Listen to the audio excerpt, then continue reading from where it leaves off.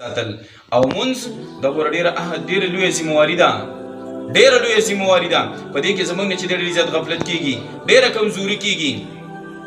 حدیث مبارک کې راځي یو کس منځ قضا کې وروسته وګرځي هم قضا را وګرځي.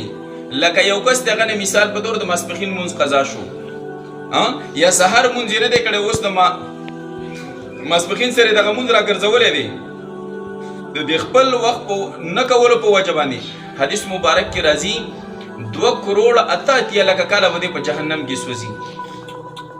اوس یو خور یا یو ورور چې دی هغه مونځ صرف قضا کړی وروسته یې را ګرځولی دی، لکه دا نه چې مکمل یې پرېښی دی، قضا کړی دی او بیا یې وروستو قضا را ګرځولی دی. د دې په وجه باندې چې دا ولې دې وروستو کو، د دې په وجه باندې 2,88,00,000 کاله به په جهنم کې سوځي. اوس دا دی چې یو ورور یا یو خور چې